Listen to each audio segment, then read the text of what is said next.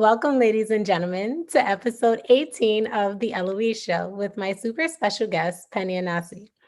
So, I know what you're asking. Who is Pennie? Pennie is a multi-dimensional media professional and personality who aims to instill more empathy, humanity, and psychology in the music, media, and entertainment industry.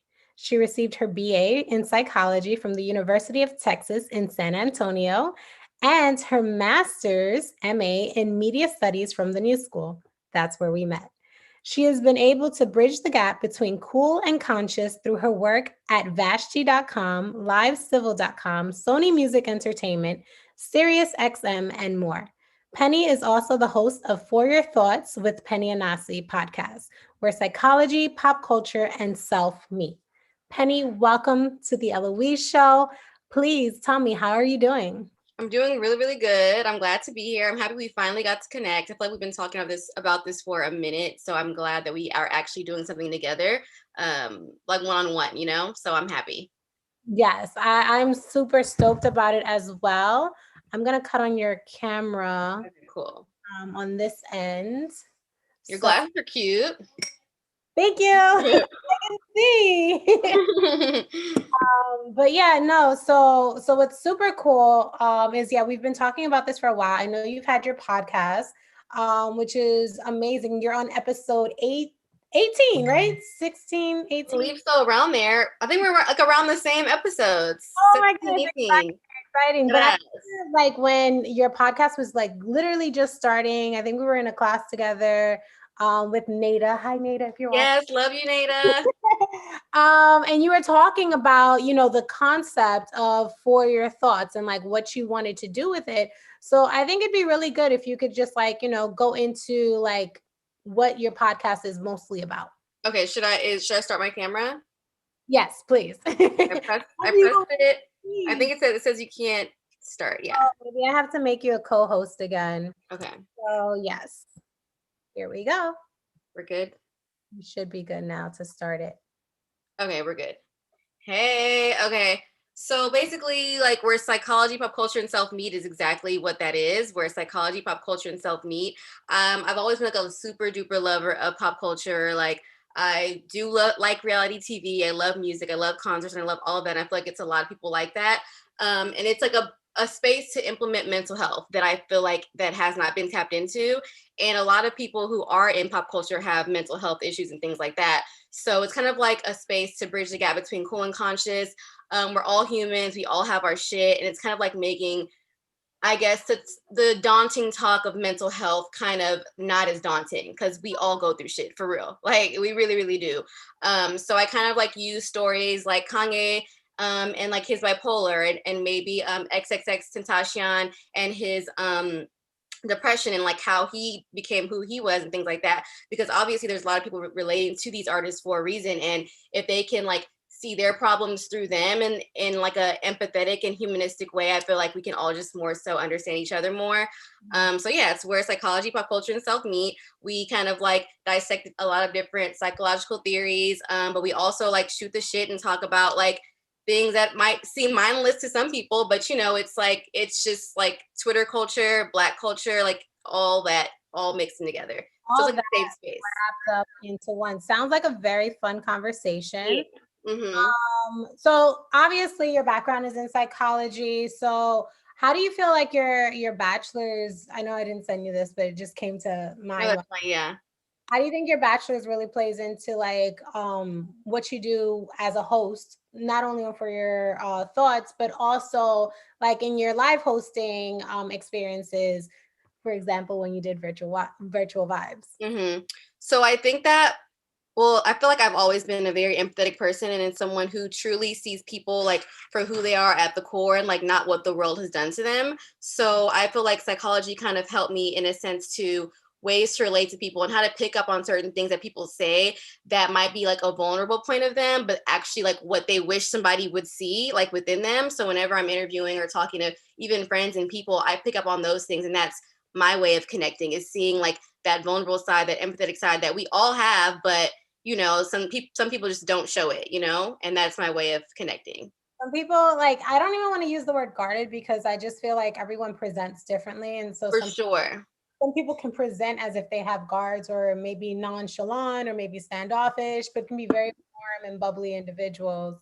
And I think you have a great knack for like hosting and like, Thank you. with people. I kind of want to get into the topic in your last episode. So it was episode 16, was released last week, Wednesday, is that the 21st. Hmm. It featured a yoga hidden structure, Melanie Nicole, which by the way, I've never heard of someone doing yoga and high intensity training. It's fire. It's the best workout I've ever had. It's life changing. I You have to really, do it with me. We'll do it together. I'm really interested in trying that out. Like, Hmm. you It's know, great. keep it right, trying to keep it tight forever. Hmm. But you guys actually didn't talk.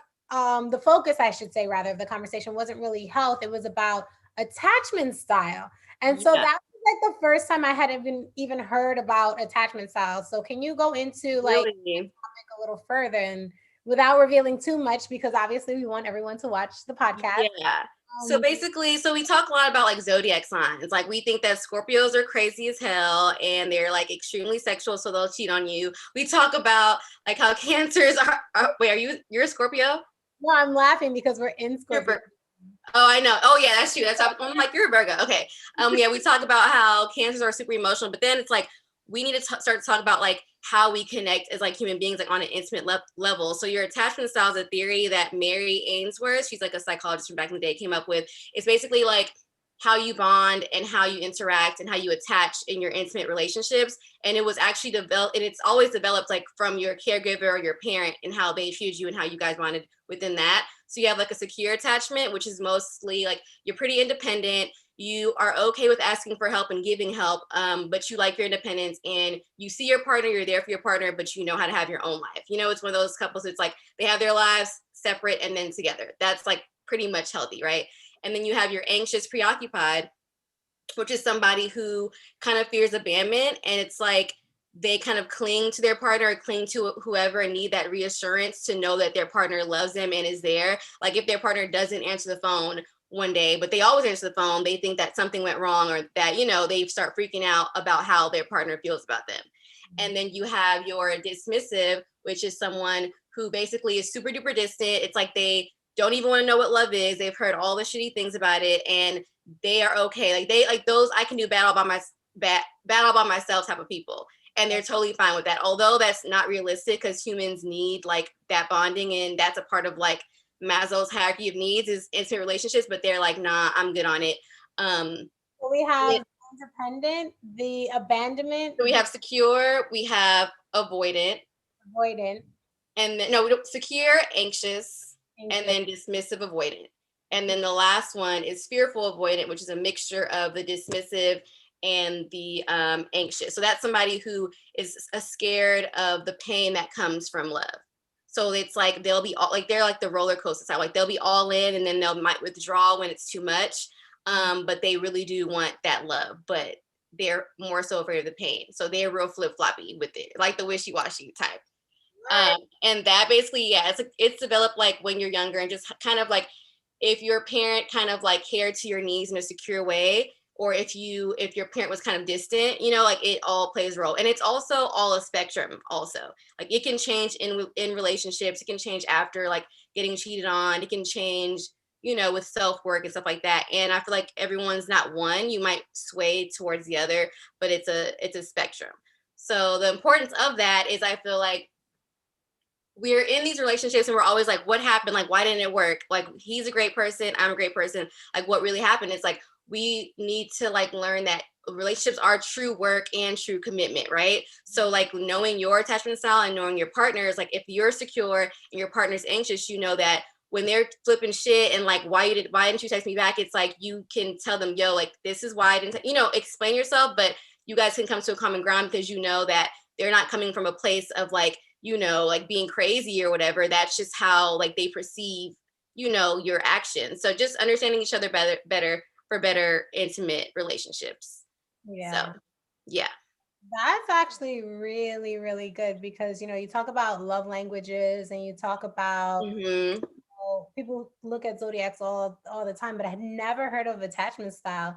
And so that's actually What do you think yours is? Oh my God. So I was listening. Actually, mine. I think I know, but I don't know that I want to say. Oh, okay. It's not, and the thing is, only like 50 to 40% actually have the secure one. Like people don't have that. I'm definitely not like I'm definitely not that I'm anymore. anxious. I'm anxious, and then sometimes I can be secure. It depends. I'm just starting to be secure with me, obviously reading and learning about it all, right? I think so. It's interesting because it's like your relationship style, but I feel like if we were talking about like self style, like self awareness style or something like that, I feel like my answer would change. But in terms of relationship perception of other people and reading other Hmm. people, I think I might be anxious as well. Yeah, no, I'm anxious for sure. We're like, "Yee." Yeah, and like overthinking things and like That taking must be little a signs. Virgo thing. It is. It is. It must be a Virgo thing, I think, because we're analyzers. So, like, you send K with no period. It's like, are you It's mad? like, are you mad? Like, do you not care about me? What's going on? And what I learned also, I went to, I forgot, like the readers, like I forgot what they're called, the zodiac reader type of things. And they told me that perfectionism can kill us. And I have Virgo like in my moon, no, in my Uranus also. So like we should watch out for that. And overanalyzing, overthinking, perfectionism in our work and relationships can like block a lot of our blessings. It's crazy. I'm earth heavy. Like I think my rising is Capricorn, if I'm not mistaken. Wait, one of mine is Capricorn too. If not Aquarius, no, or is my moon, sorry, my rising might be Aquarius and my moon is Capricorn or something like that. But I'm super earth heavy. Mm-hmm. Like throughout my chart, there's hella Capricorn, hella Virgo, a little bit of Taurus. So I'm just like the ground, You're man. just like grounded. Yeah. But I don't see it. I feel like I'm all over the place all the time. No, like from perception wise, I've always seen you as someone who's super grounded and like just super. No, I really have. Seriously. That's dope. Thank you. Yeah. So, okay. So let's get into it. Let's talk about more about your podcast. Mm-hmm. So again, we just spoke a little bit about episode 16, but there's episodes 1 through 15 which are also fire, so everyone should check those out. Mm-hmm. But what do you think makes For Your Thoughts different from like other podcasts that are out there? And how do you see it growing? So I think that it's different because I actually do my research and I'm actually kind of trying to break down the psychological theories to people like you and me, our audience, and even people like younger than us. Like, and I think that that's what makes a difference. Like we can talk about it and talk about mental health and things like that, but who's really like dissecting it? Who's talking about different medications, addictions from like I guess textbook level, but translating over to a way that we can all understand and relate. And we're still like having fun and like shooting the shit as well. And what else makes it different? I think that's like the main thing that makes it different. And also I feel like it's going to grow just simply based off of people right now realizing that mental health really does matter. Like I feel like I've preached this for like my whole since I was like 16 years old, but I feel like now people are kind of like, oh, like we need to work on our mental health, especially with the quarantine and everything that's happening now. And I feel like now there'll be more shows that are focused on like the betterment of your mental health and yourself and things like that. So hopefully it grows that way. And yeah. What I think is really interesting too, like I feel like COVID kind of helped bring awareness to mental health issues because a lot of people were stuck at home and they had to sit with themselves or sit Yeah. with their families. And so it brought to light like a lot of internal issues for a lot of people, I feel like. No, it definitely did. And it's like I feel like if if people aren't using this time to self-reflect and to dig deep, it's like the best time because you can like spend a day crying if you have to. As long as you tap into your Zoom call on time, like you can really spend that time digging deep and figuring out like what's wrong, what you need to heal, and like who you are, what you really like outside of what you thought that you liked with with your friends and stuff because it's just you now. So I think it's a great time to truly like dig deep.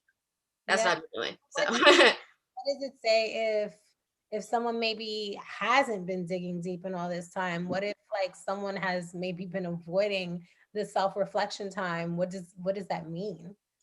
I mean, that means that they're afraid of like really figuring out what's wrong because it's very scary. Like, and it's not like as soon as you figure it out, you're going to be, happy or whatever the case, or come out on the other side. As soon as you figure it out, it actually gets worse because now you're aware of what is bringing about all these problems, and now you have to actually dig deep and figure it out. That's a scary, dark place.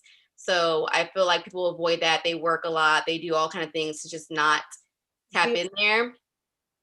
But you should. It's worth it for the long haul. It's worth it. It's like for better relationships and just to feel better. It's also like you then become accountable for your space once you acknowledge your shit. Yeah, like yeah, exactly. Exactly. Like once you know, you're like, you can't even give yourself excuses anymore. Like, oh crap, this is my mess. I guess I Mhm. have to clean it up now. Start to feel guilty and stuff about stuff that you always would do. You're like, damn, I shouldn't have done that because I know better now. But All right. So, okay. So, what about like mental health as it relates to the Black community? You know, that's like a Charlemagne the God's favorite topic right now, talking about anxiety and mental health. And obviously, like I know I personally I love Charlemagne because of the space that he takes up in the media landscape, and I think he has a truly unique voice.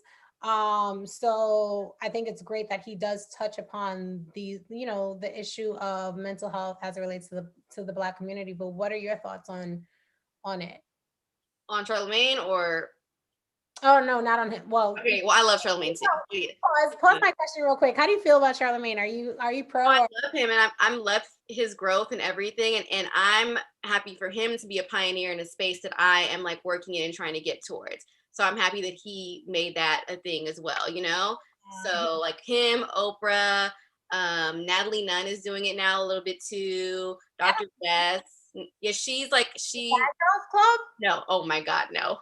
Yeah, Oh, but I forgot. No, her they have the same name though. But like what? that's What wild. If is she did not like talking? she was in I feel like I think they're having a Bad Girls Club reunion thing going on. But anyways, yeah, not her. But I'm really grateful for them. But how I feel about mental health in the Black community, I feel like people need to like really start going to therapy for real. Like we say it all the time, but I don't really think people are actually going and doing it.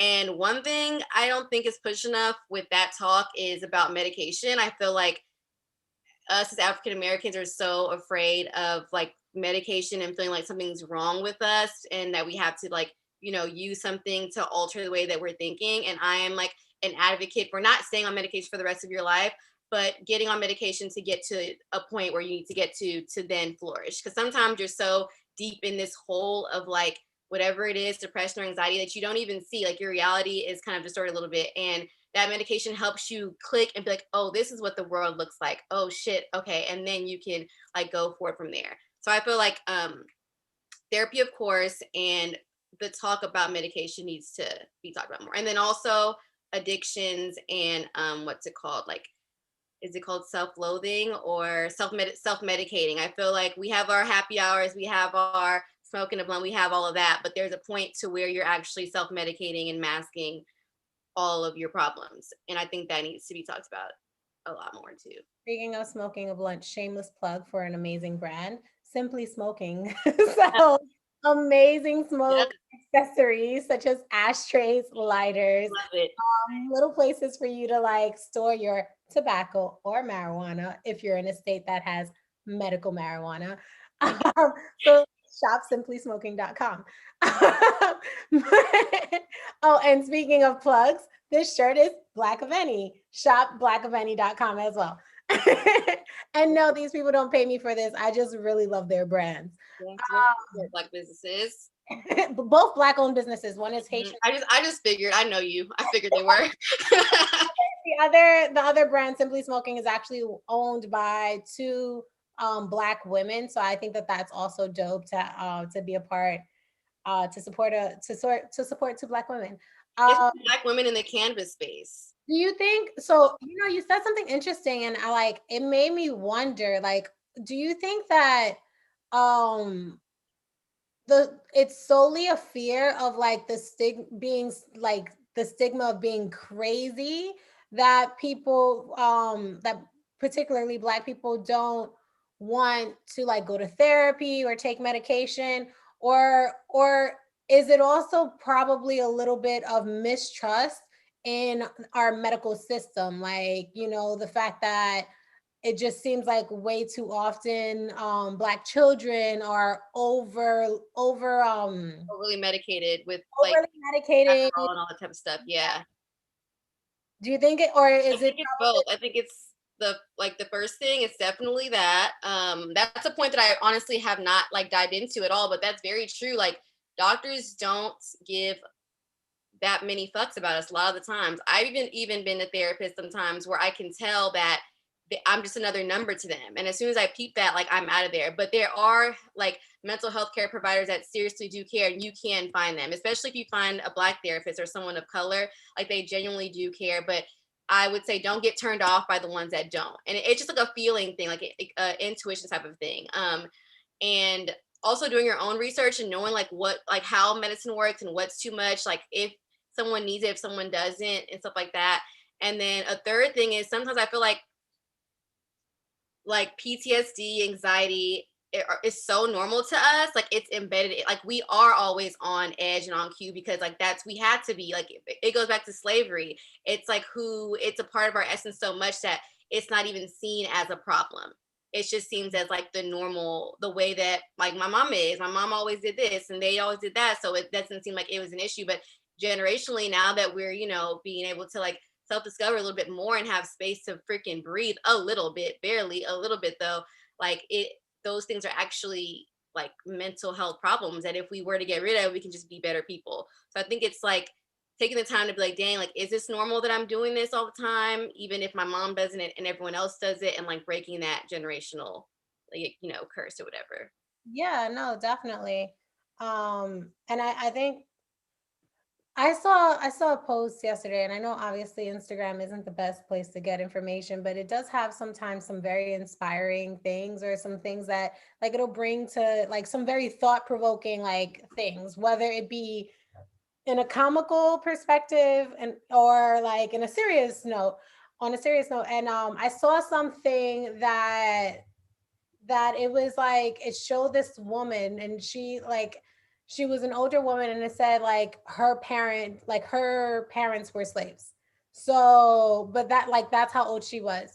And so like it's like whenever people are like get over slavery, or remember that there are still people alive That whose parents experienced this. So that's kind of crazy. no, it's wild. It's not that far. It wasn't that long ago. Like that people want to say it was this and this. No, it wasn't that long ago, and the Constitution is still the same from like right after it. So like what's really good. So Yeah, like so a lot of what's happening right now in the world as it relates specifically to people of color, it's very just it's amazing what's happening. You have a lot of firsts.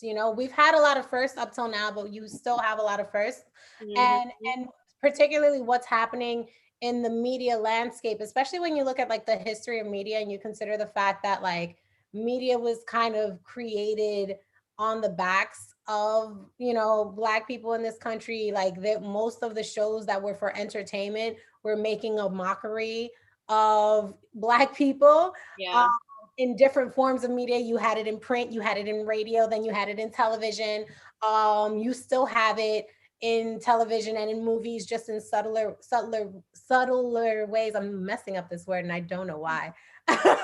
but what you're also seeing to contrast that today is like you're seeing like a lot more representation, and that has to do not just with like people in front of the camera, but you have a lot of more people behind the camera, i.e. the Avas, the Oprahs, the Tylers of the world. Um, Michael B. Jordan and my guy, why am I blanking on his name? The director he always works with. I'm blanking too.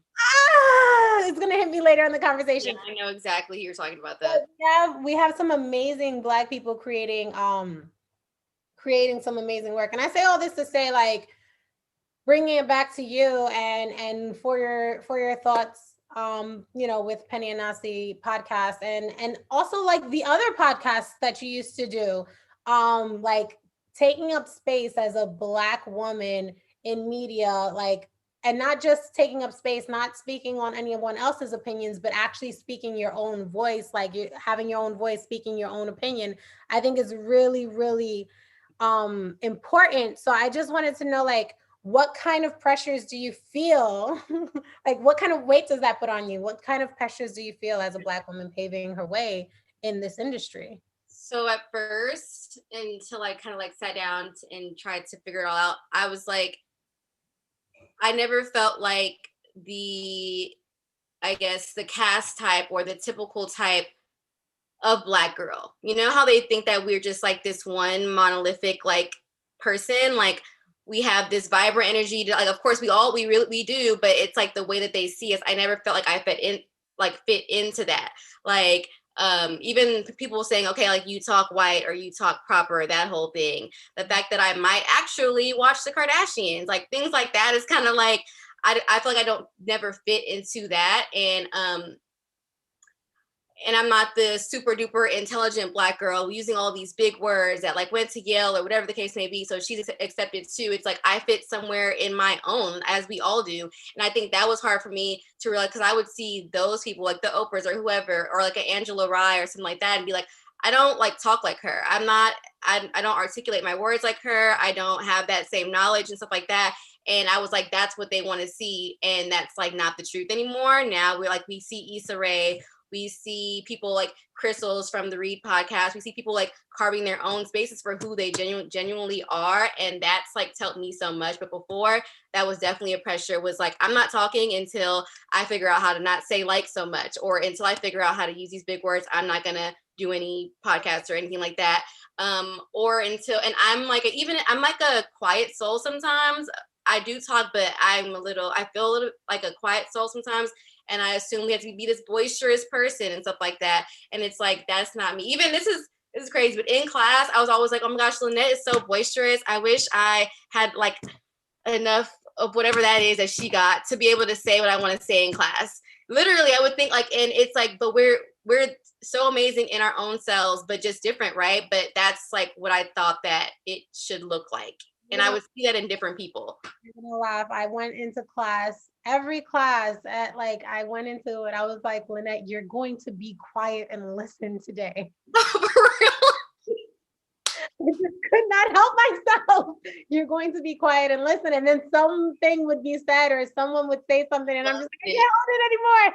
No, I loved it. I was like, yes, the other Black girl better talk for us. Yes, she better. Well, I know it's really cool too. What I also love seeing in like speaking on what you're talking about with like the diversity of what it is to be a Black woman today is like the also like, so you have these types, but a lot of the time people expect you to be like singular, like one thing. You're an academic, or you're, Like Free from like 106 in Park, like, or you're like overly sexual. And then you have yeah. and then what Black looks like, it's like you're either African or you're African American, like. But now you have people voices like, probably not the best example in the world, but kind of, yeah, you have someone like Cardi B, who is very, very overtly sexual. Yeah. Maybe That's perfect.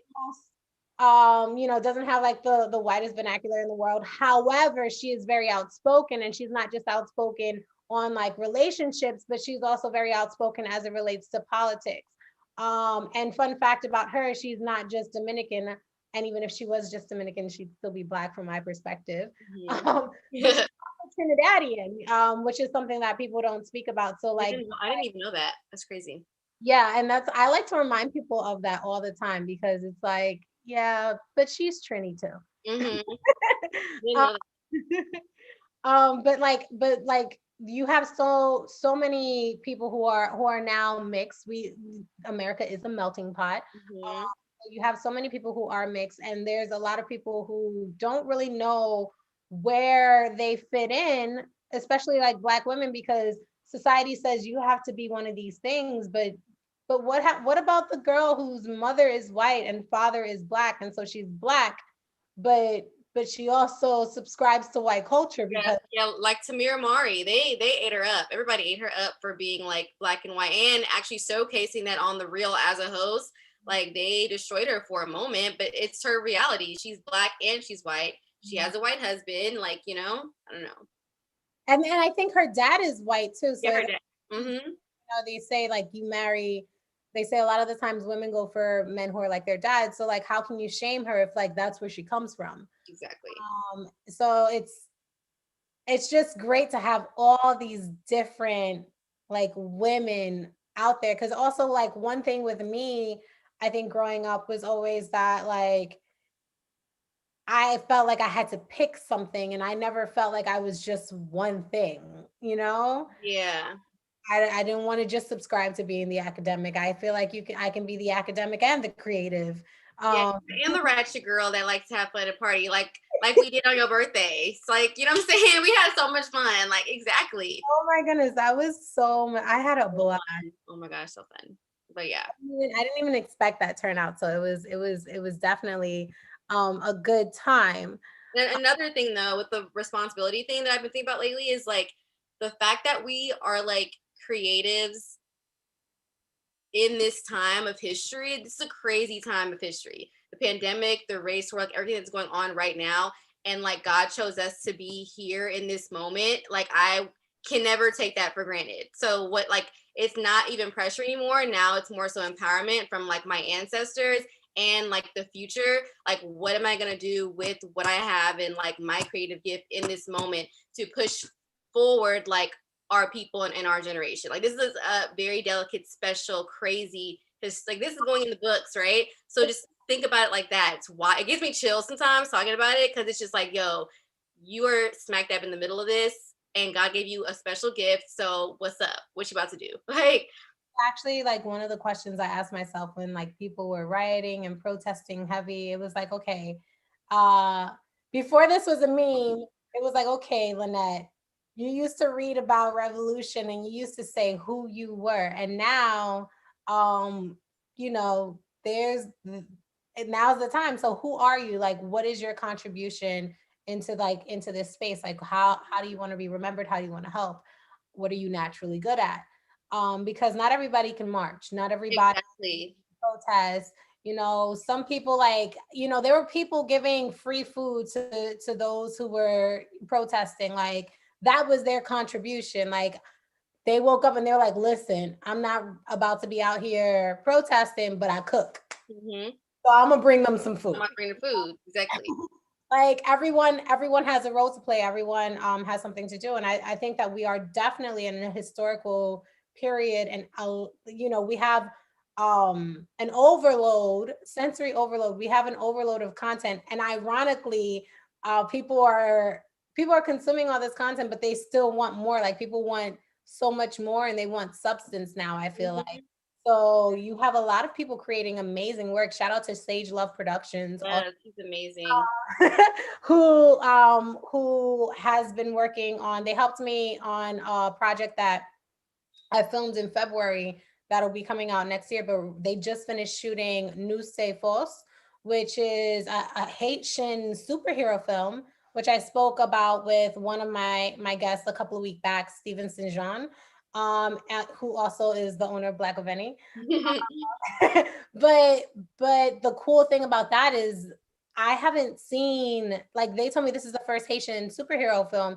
And so, you know, I took their word for it, but then I did my research and I'm like, yo, I'm not seeing anything with a Haitian superhero. So in this moment where people are talking about Black Lives Matter and the importance of representation, like this is what Sage Love Productions is bringing to the table, which I think is great. You know, you have Take Yourself, Pennie and Anassi, like you have your platform, your podcast, and you're talking, you, a Black woman, are talking about, you know, pop culture, which will include current events, because whether you like it or not, Donald Trump is a part of pop culture. Will include like mental health, which is an important conversation to have, especially from your perspective. Self Like, care, self love during this time is important as well. And then you're also doing it in a fun way, which I think really speaks to our generation, because our generation does want to have important conversations, but we don't want to be bored. Seriously. So I kind of want to bring this back a little bit to like when you were working with Vashti. Oh, Um, yeah. so I know you interned with her for a little bit. I want to know, like, what are some of the greatest lessons that you learned from her, and what were you able to carry over into the space that you're in now? I think the greatest lesson that I learned from her, honestly, is literally she made her entire everything off of who she genuinely is. Like she is a sneakerhead who loves music, who's super cute, and that's who she is. And she made her entire platform and everything off that. Before it was cool to do. Like she's like the OG influencer of influencers.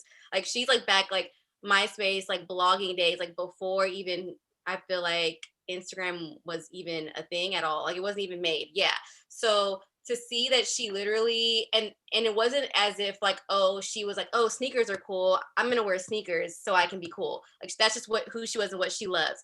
And the way that she flowed in like life from her stories is like she forced nothing. She worked very, very hard, but she forced nothing and aligned herself with people who aligned, with her beliefs and like, like what she's doing, like created a good circle. And that's how she got all of her her opportunities. Even like her first Jordan sneaker came from one of her friends. I forget his name now, but someone that was in her circle knew she loved sneakers and she was working at a label, I believe, at that time, and was like, yo, do you want to be like create a sneaker? Not to even know that, yo, you're the first woman, not even black woman, period, to create a Jordan sneaker. Like that was the first ever. And it was all based off of genuine organic relationships like this. It wasn't on no forced shit. It wasn't on no like, let me like email this person to get this. It's like off of genuine things. And another thing I learned from her is like, no one's perfect. Like at all. And we all know that, but we think that these like influencers and these people like just have it all together and no, it's like everybody's behind the scenes life is like wild. It really is. I mean, And I told you about my day. exactly. And you would never even think that or know that. And I love how like genuine and authentic she is like about that. And shout out to her. She just had her first like her baby, Yeah, which I is saw that. amazing. Yeah, like I might tear up, but it's so cute. And also she didn't subscribe to like a timeline because she is a creative and sometimes we can feel like we should have a house by now, we should have kids and a baby and all this type of stuff by now. She like let her life flow how it was, and like she's just now like having a baby, which some people might think, okay, that's a bit later than normal or whatever. But she like rocked out and was just like having I don't know, just living her creative life differently than one would expect.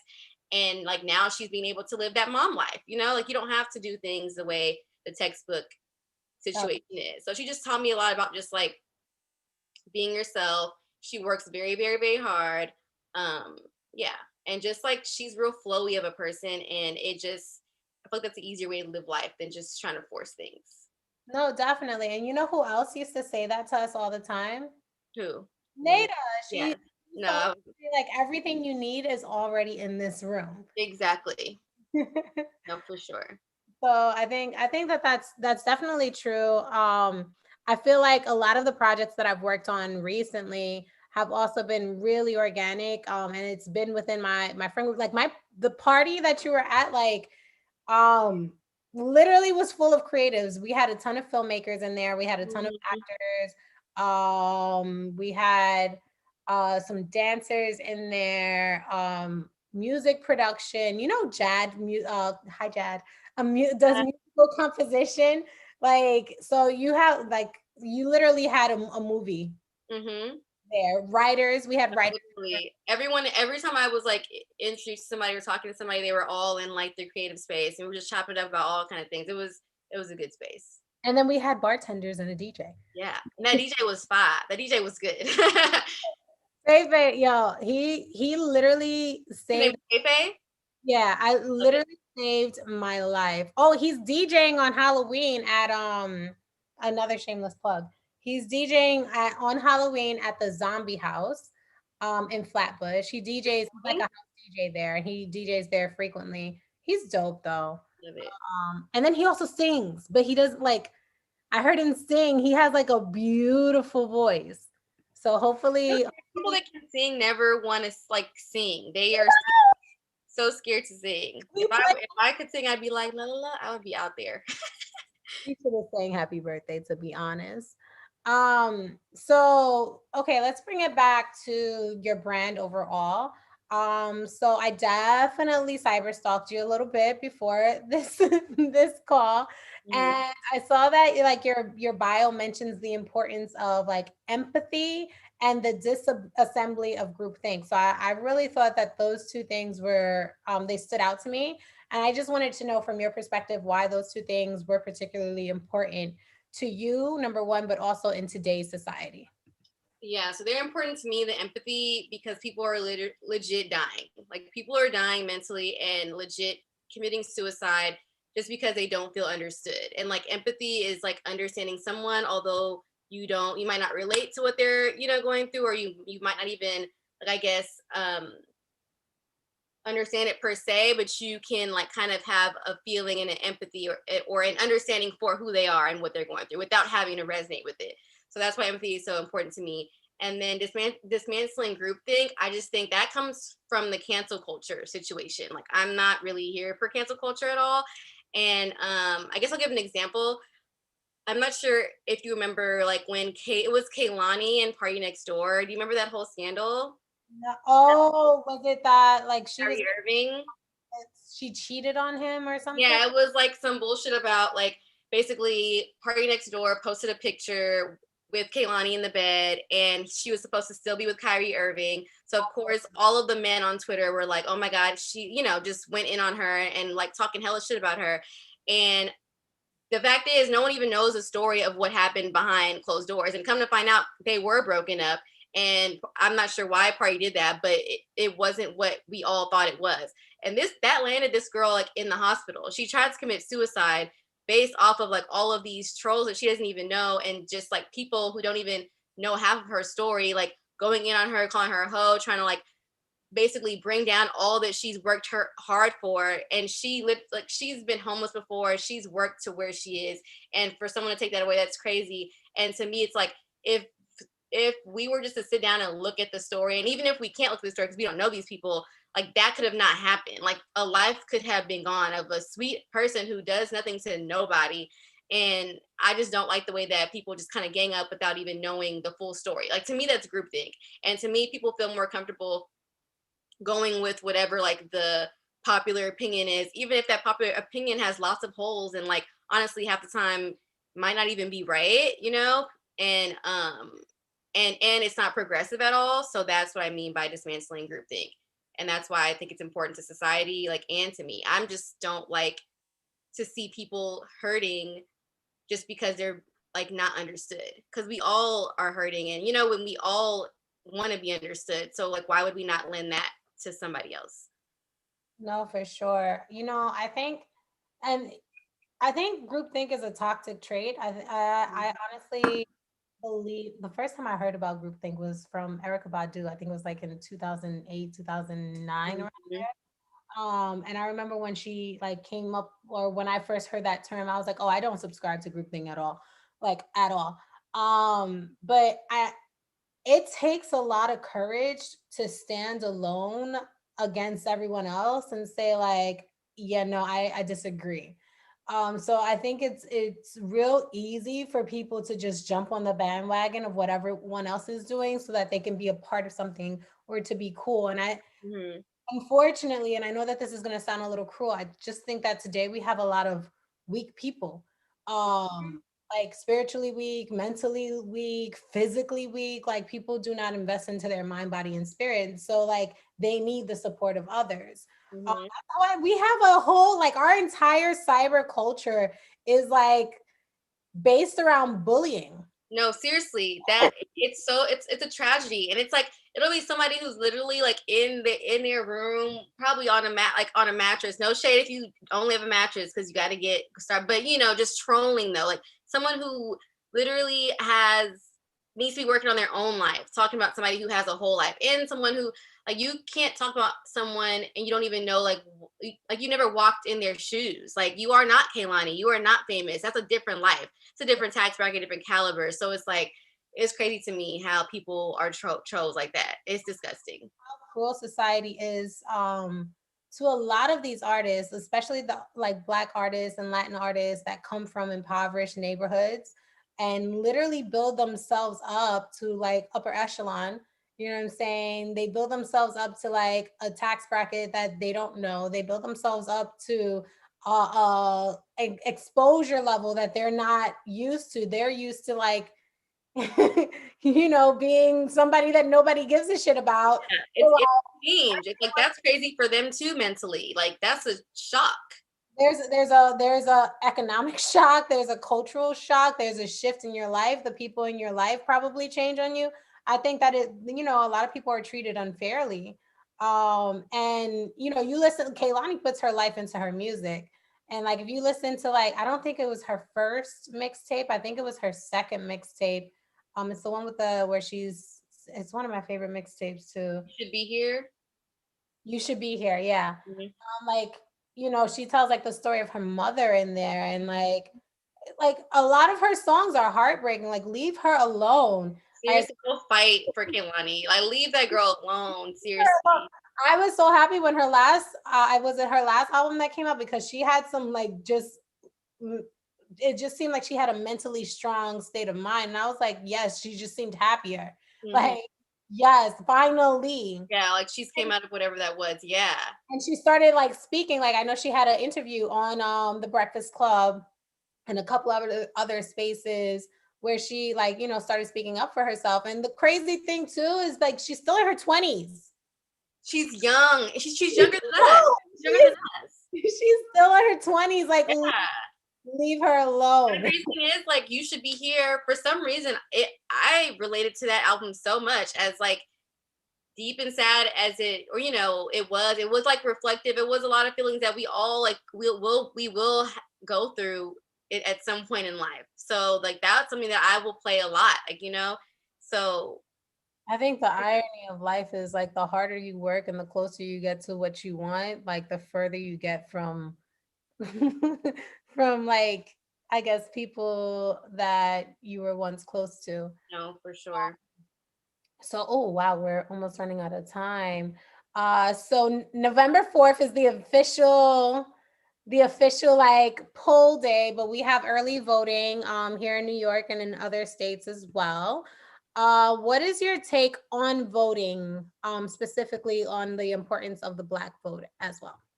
My take on voting is to fucking vote, like, literally fucking vote. And more so, okay, we know people don't like Trump, we don't like Biden. I don't even feel like we have to like go into that. We already know that. But it's more so about voting for everybody else on the ballot. And actually, I heard this really good quote from my county clerk, but like from back at home. He said, the further you go down the ballot, the closer you get to your doorstep.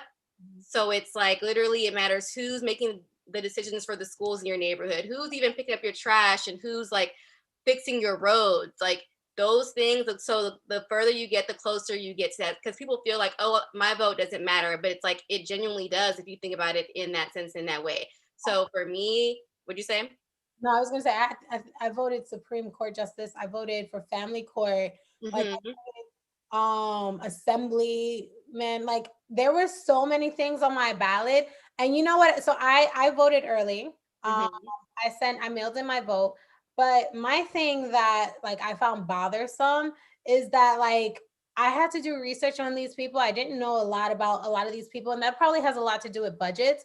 But today I start getting text messages from some of these offices, and I'm like, yo, like you guys were campaigning for how long? Why didn't I get these text messages like 3 months ago? Why Yeah.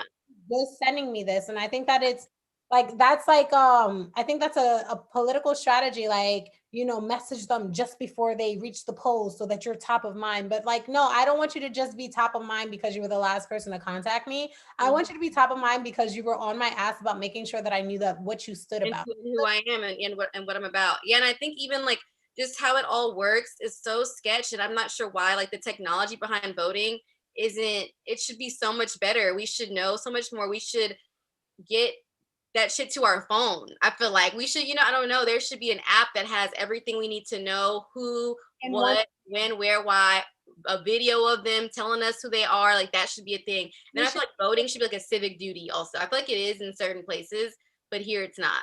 we should also be able to have the option, no matter what state we live in, of whether we want to share our vote or not. And we should be able to, number one, vote electronically, because like the fact that you have to physically go somewhere, like I think is a lot. But Yeah. also I should be able to like go live as I vote, or like tell people who I voted for, because I feel like we find ourselves in these scandals where people are like, these numbers make no sense. And I Why is it such a secret? It's such a secret. It's like I can understand if you don't want to share because you might, have an unpopular opinion, but it yes. shouldn't be that way. Like, I think that if I didn't want to share, I shouldn't have to, but if I wanted to share, I should be able to. Hmm. Because like, so one of the things that was going around was like the rules based on your state of like whether or not you could share your ballot. So in New York State, you can't share your ballot from the poll. You can't share your ballot if you're mailing it in. But there are states that you can't share it from the poll, but you can share it if you're mailing it in. And then there's other states that don't give a shit. Yeah. Just so And odd. It's just like all a lot. And even the whole thing, like with the absentee ballots and stuff, I had to do that. It's like even getting it was a struggle. It shouldn't be that complicated. You know what I'm saying? It just shouldn't be that complicated. So So without going into obviously who you favor, even though I probably can guess, what is like these debates were hilarious. What are your issues? What is like an issue you have with our presidential candidates, and what's one issue that you think should have been discussed that never was? they don't discuss anything. Like to be honest, like they like walk around everything in all honesty. Um It's like so a dance to what I want to say. you said what? The dance to what I want to say. It's like, oh, what are your thoughts on global warming? Global warming. You know what we really should talk about, Pennie? He said, he said the climate change. He said, well, the climate is changing. Duh. Like, what? So, like, it's such a joke to the point where I don't know. But I do know that I would love to see, no matter what people feel about Kamala Harris, like seeing a Black vice president, even seeing her walk away with her husband at the end of the debate, like that was like empowering as fuck to me. Like, it's because we've never seen that before, So, but honestly, I couldn't even tell you what I wish they would talk about because they don't talk about anything. It just, And the poor Kamala, she has been dragged for like some of the decisions that she made in the 90s. And like, can we just revisit 90s culture and look at some of the decisions that a lot of people were making in the 90s Mhm, and the information that was out in the 90s, which mhm. could lead to people making the wrong decisions. And And not that goes in a group think. Like it's a group think thing to not really be like, okay, well, let's kind of think about why did she do this? Like she was probably young and just starting out. Like who knows what she knew and why she did what she did. Obviously, she's not trying to do that now. I don't think so personally, but that's just how people think. I mean, I think her presence in the White House is in itself um powerful, Hmm. almost as powerful as when we had Obama in the White House. Exactly. I mean, but like that was iconic. I literally cried that day, by the No, me too. way. Literally cried. I remember I was at Penn State. I was sitting in a room full of exchange students. He got elected and they were like, obviously he was gonna get elected. I'm like, you don't understand. Yeah, I never thought. and that's crazy that that it has to be even the case. In 20, well, what was it? What year was that? 2008? Something like that. Yeah, it's like that it took that long for that to even happen. Yeah. Um, okay. So speaking of powerful images, how do you think that your presence in this media landscape, how do you think that you positively contribute to the upliftment of the Black community, but also like how do you contribute to a positive Black image in media? I think just kind of like what we've been talking about earlier, just by just me being me and being myself, and also the fact that my work is all about like mental health. And if you don't have a strong mind, like there is no positivity, there is no uplifting anyone. And if I can spread that and help others get strong minds and help others be more mentally strong, then we are a positive force regardless, right? And was it a second question? I Oh think no, you kind of okay. answered. Yeah, like I if think if we can get that to, and we are the shit, like we are mentally strong. Like let me not even say it that way, but if we can, like, imagine how much better we can be if we let go of like all the anxiety that we have and all those other things. Like they won't be able to stop us at all because they already can't. They already can't. this brings me to my last and most favorite question to ask every guest. It's always with a twist, but what is your favorite part about being a Black woman paving her way in the media landscape? My favorite part. I think I have lots of favorite parts. What's my favorite part? I've never thought about that. I would say, I guess, getting to have an impact. Like getting to have an impact and honestly getting to like learn from other women, having an impact on others and how the world's going to go, like we spoke about earlier, like having that responsibility and like recognizing that and working towards that, like that is just like a very special place to be that I would never take for granted. So I think I that just love being Black. Like it's fun. Like we are just so much fun. We're so like complex. We're so multifaceted. I couldn't imagine being anybody else. we're beautiful beings, we're amazing, we're just forces to be reckoned with. Mhm. Penny, I just want to thank you for taking the time to sit with me and chat today. I really, really appreciate it. Thanks for having me. It was fun. This has been the Elouise Show, ladies and gentlemen. Thank you so much for tuning in. I hope that you tune in next week. And remember to check out Penny's podcast, For Your Thought podcast with Pennie and Anassi.